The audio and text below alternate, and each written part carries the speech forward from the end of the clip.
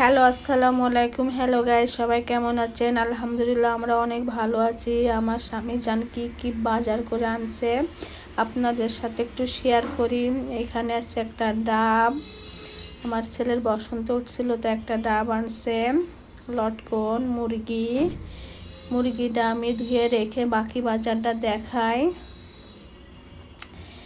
দেখেন গাইজ, আমরা কত গরিব, 5 কেজি করে চাউল কিনে খাই।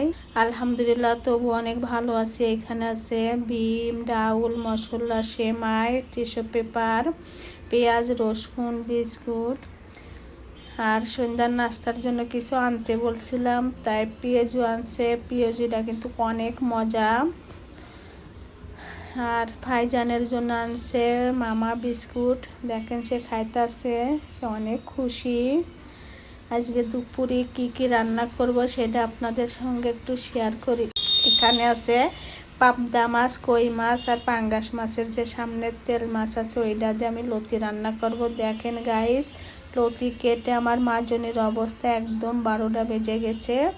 পাঙ্গাস মাছ ভুনা করব, ভেজে রাখছি, মশলাটা কষিয়ে নিতেছি। এখন পাঙ্গাস মাছটা প্রায় হয়ে আসছে। একটু জিরার গুঁড়া দিয়ে এখন আমি নামিয়ে নিব। পাঙ্গাস কিন্তু আমাদের সবার খুবই পছন্দ। আমার 2 ছেলে পাঙ্গাস ছাড়া খায় না, লজ্জা করে লাভ নেই। আমারও খুবই পছন্দ। পাঙ্গাস সুন্দর মতন রান্না করলে আসলে অনেক মজা লাগে।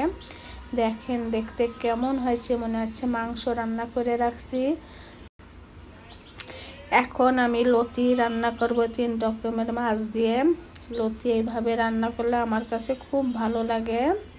মাছটা কষিয়ে উঠিয়ে রাখবো, উঠিয়ে এই যে লতিটা দিয়ে দিয়েছি। লতিটা কষিয়ে নিব, নিয়ে কিছুটা গরম পানি দিয়ে দিব। গরম পানি দিয়ে এই যে মাছটা দিয়ে দিয়েছি। লতিটাও প্রায় হয়ে আসছে। সবাই তো ইলিশ আর চিংড়ি মাছ দিয়ে লতি খান। যারা পাঙ্গাস মাছ খান, এইভাবে একদিন অবশ্যই রান্না করে দেখবেন কেমন মজা হয়। দেখতেই তো কত সুন্দর লাগতেছে, খাইতে না জানি কতটা মজা হবে। দেখেন, এটা আমার খুবই পছন্দের তরকারি। এটা দিয়ে আমি আজকে খুব মজা করে ভাত খাবো।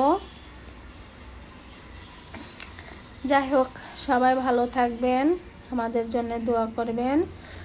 আমাদের চ্যানেলটা অবশ্যই সাবস্ক্রাইব করবেন। আমাদের পাশে যদি আপনারা না থাকেন, কোনো দিনও সম্ভব না সামনের দিকে এগিয়ে যাওয়া। যাই হোক, সবাই ভালো থাকবেন। আল্লাহ।